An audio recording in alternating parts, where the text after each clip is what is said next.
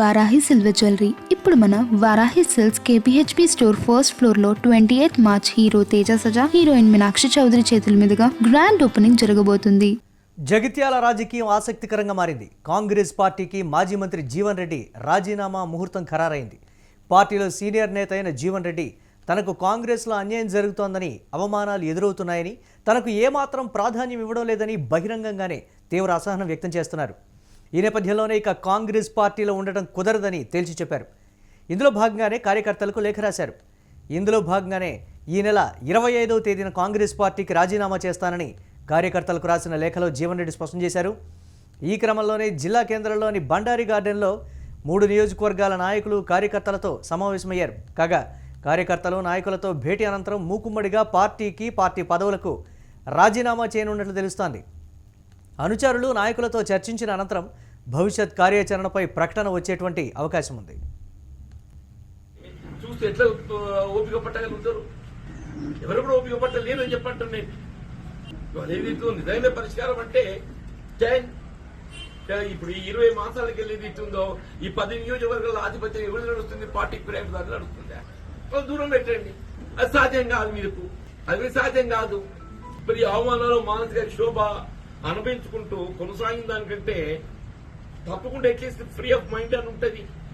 ఇలా రాజకీయమే బీసీగా గౌరవం కొరకు, రాజకీయం గౌరవం కొరకు. మన గౌరవం పొందలేనప్పుడు ఏదైతుందో పార్టీలు కొనసాగటం లోపల అర్థమే ఉంటుంది. దాన్ని దృష్టిలో పెట్టుకుని ఏదైతుంది వల్ల సరే శ్రీధర్ బాబు వచ్చారు కాబట్టి ఐ థాట్ నిన్ననే మీరందరూ ఏం జరిగింది ఏంటి అని చెప్పారంటే వారు నాపై వ్యక్తిగతంగా అభిమానము, పార్టీ గత 3 దశాబ్దాలకు వెళ్ళిన అనుబంధంతో నిలుస్తున్నదో కొంత వారు కూడా సరే కొంత సమయంలో పాటిస్తే బాగుంటుంది అనే ఒక భావంతో రావడం జరిగింది.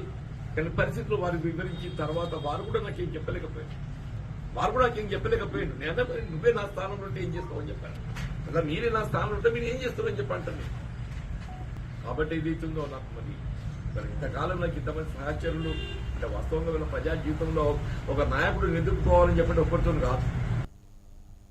మరోవైపు మాజీ మంత్రి జీవన్ రెడ్డి రాజీనామా ప్రకటన నేపథ్యంలో కరీంనగర్ మంత్రులు బుజ్జగించిన జీవన్ రెడ్డి వెనక్కు తగ్గలేదు. కరీంనగర్ మంత్రులు శ్రీధర్ బాబు, అడ్లూరి లక్ష్మణ్, డీసీసీ అధ్యక్షుడు చొప్పదండి ఎమ్మెల్యే మేడిపల్లి సత్యం ప్రయత్నం చేసినా రాజీనామాకు కట్టుబడి ఉన్నానని జీవన్ రెడ్డి ప్రకటించారు.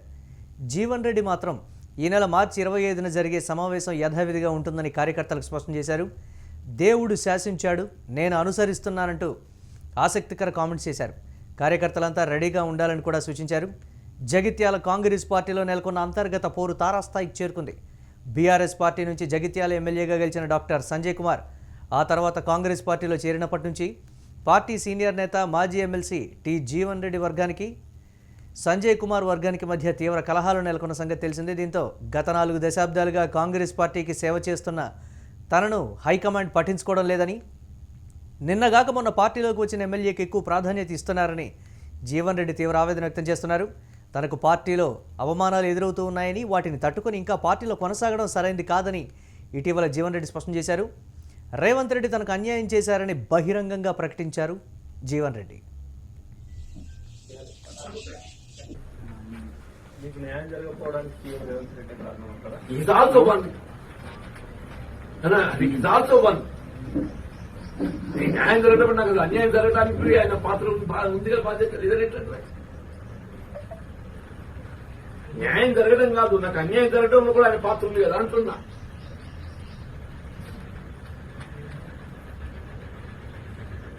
లేదంటారా? మీకు న్యాయం జరగకపోవడానికి రేవంత్ రెడ్డి కారణం అంటారా? Is also one. న్యాయం జరగడం నాకు అన్యాయం జరగడానికి. జగిత్యాల కాంగ్రెస్లో రాజుకున్న చిచ్చును చల్లార్చేందుకు పార్టీ పెద్దలు రంగంలోకి దిగి సయోధ్య కుదిర్చేందుకు ప్రయత్నాలు చేసినా అవి ఫలించడం లేదు. ఏకంగా తెలంగాణ రాష్ట్ర కాంగ్రెస్ పార్టీ వ్యవహారాల ఇన్ఛార్జ్ మీనాక్షి నటరాజన్ స్వయంగా జీవన్ రెడ్డితో మాట్లాడినా ఎలాంటి ప్రయోజనం కలగలేదు.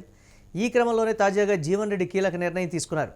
ఇక తాను కాంగ్రెస్ పార్టీలో కొనసాగలేను అంటూ జగిత్యాల నియోజకవర్గంలోని కార్యకర్తలకు తాజాగా లేఖ రాశారు.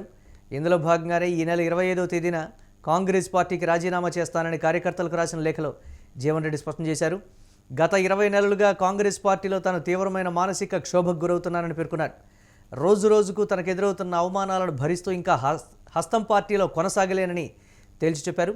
ఈ నేపథ్యంలోనే స్థానికంగా ఉన్న నేతలు కార్యకర్తలతో సమావేశమవుతానని, అందరి సూచనలు సలహాలు తీసుకొని భవిష్యత్ కార్యాచరణ ప్రకటిస్తానని ఆ లేఖలో కార్యకర్తలకు తెలిపారు.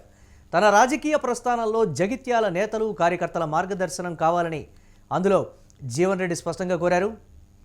జీవన్ రెడ్డి జగిత్యాల శాసనసభ నియోజకవర్గం నుండి 6 సార్లు ఎన్నికయ్యారు. 3 సార్లు ఉమ్మడి ఆంధ్రప్రదేశ్ రాష్ట్రంలో మంత్రిగా పనిచేశారు.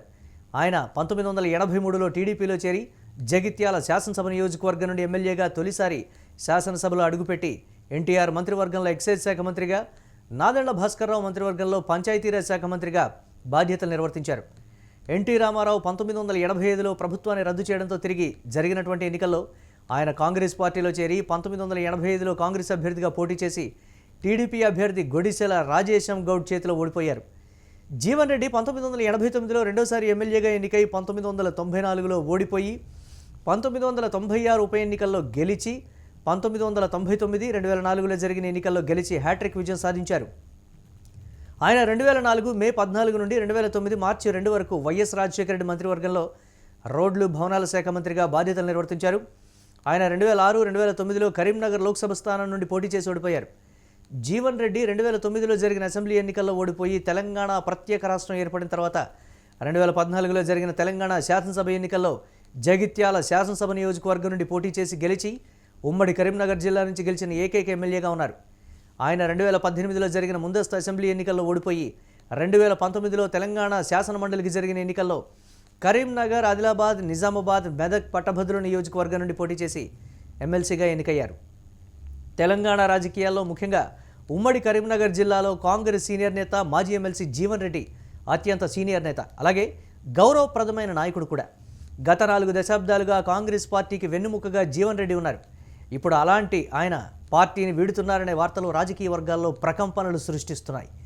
రాజకీయ భవిష్యత్తును తేల్చుకోవడానికి ఈ నెల 25న జగిత్యాలలోని బండారు గార్డెన్స్లో తన అనుచరులు, ముఖ్య నేతలతో భారీ సమావేశం జీవన్ రెడ్డి నిర్వహించనున్నారు. ఆ రోజు కార్యకర్తల సూచనల మేరకు తన తదుపరి కార్యాచరణ ఆయన ప్రకటిస్తారు. 4 దశాబ్దాలుగా తనతో నడిచిన కార్యకర్తలు, సన్నిహితులు సూచనలు ఇవ్వండి అంటూ వారి అభిప్రాయాలు కోరారు. కార్యకర్తల అభిప్రాయం మేరకే తన రాజకీయ భవిష్యత్ నిర్ణయం ఉంటుందని కూడా ఆయన పేర్కొన్నారు.